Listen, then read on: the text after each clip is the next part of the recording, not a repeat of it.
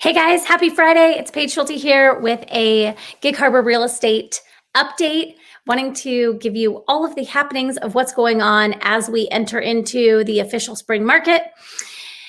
I'm excited to announce that there's some good inventory that hit the market this week. So that's awesome.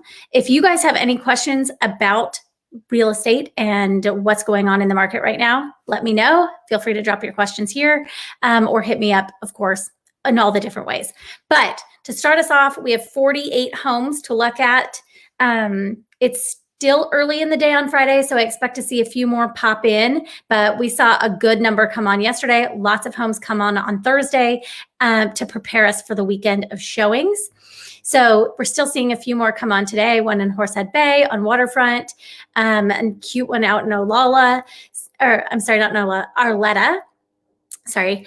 But I'm excited to get out there and go see them. I have a couple appointments already scheduled. The important thing is if you are a buyer and you see a house that you like, talk to your agent immediately and book that scheduled showing, because there's not a lot of open houses happening right now. They're not super necessary, but it is hard to get a showing because they book up so quickly. There are 30 houses under $1 million right now, and only 20 under 800,000. Classic Lucy.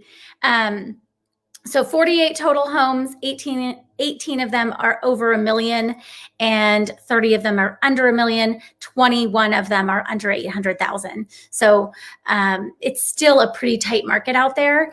If you're looking to sell your house, I would go here pretty soon. With what's going on with the interest rates, we are going to see a leveling off of home prices. We are already starting to see some of those houses that are pushing the market and then kind of hanging out there a little bit longer than our average of 6 days on the market.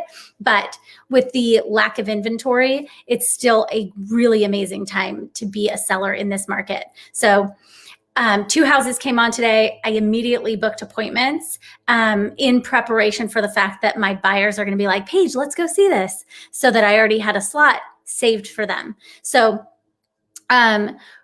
ways to win in this market as a buyer: prepare yourself financially, get fully underwritten with a local lender. The local lenders are known in the market of being people that can get you to the finish line. When a seller has multiple offers on the table, they want to be sure that this is their one shot to get as much money as they want and have a clean house record. So if for some reason their first buyer fails, going back to market is a little bit of a harder reintroduction. So getting your financing in order and making sure you're working with a lender that will do the due diligence, like calling the listing agent and having good communication, is going to be important to getting your offer accepted. If you are working on making sure that you want to get an inspection, not every home has a pre-inspection, a seller procured inspection. Not every single home has that right now. I'd say maybe about 40% of them do. And so I have an inspector I'm waiting in the wings on my team for my buyers on the weekends that's available to help us when we want to get a pre-inspection, so that we can go in strong with an offer, especially when we're dealing with multiple offers. I just recently dealt with multiple offers on land, you guys. Land. So prepare yourself to do an inspection before you write the offer. That way you get a chance to look under the hood and know what you're buying and know that you're not buying any surprises. Get your financing in order. The farther you can get to the finish line with financing, the better you're going to be, and the shorter your close is going to be if that's something that's important to the seller. Finding out what's important to the seller is paramount, because a lot of sellers right now need a rent back. And if they can get a rent back, then they can feel more comfortable than purchasing a house themselves, because a lot of sellers are actual buyers as well. So they need enough time to be able to go find another house. And it's way easier to find a house, as most of you know, without having a contingency. There are very few contingencies being accepted in this market. So I've got 7 or 8 homes coming on in the next couple of weeks. So that's great news for inventory. They are all underway right now in terms of listing prep. For sellers, I like to weigh the pros and cons of getting a pre-inspection and having one available to our buyers. That way, when you present your home, especially in a tight market like this, they can have a seller procured inspection, take your inspection, and possibly waive inspection in a multiple offer scenario. So offer review dates are still very common. You're looking at 3 to 5 days for offer review dates, maybe a little bit longer if they come on earlier in the week, but sellers want to get through the weekend to make sure that their house gets vetted completely to the marketplace. Cash is king, but terms are queen. And a lot of times, even a cash offer can be beat by a financed deal that is solid that has waived inspection. So it's really important that you look at the terms that you're offering, because not every cash deal is winning right now. It really depends on what they're offering as a whole package to the agent on the other, or to the seller on the other side. And then making sure that your agent helps tell your story. Where are you moving from? Why are you moving? Does your sister live across the street? That will help tell the story of how motivated you are to stick with this contract until the end. So those are my tips for you today. I think that there's some fun, exciting inventory on the market, and I'm excited to be bringing new inventory on for buyers, and then excited to help my buyers like just really dial it in.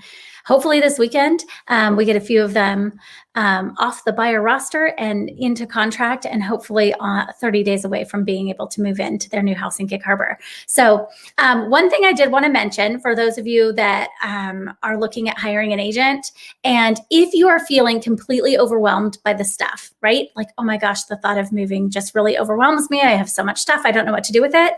I just expanded my offerings to include somebody to literally come and like organize your home selling process in your stuff, because I felt like that when I was moving. I was like, gosh, I wish I had somebody to like walk me through, keep it, donate it, sell it, or trash it, right? Like those 4 categories. And so I now have somebody on my team that will come into your house, help you do those steps if that's something that you want, if that's a service that you want. And then you can have her take all of that stuff, put it on Facebook, sell it, and you guys work out how that split happens.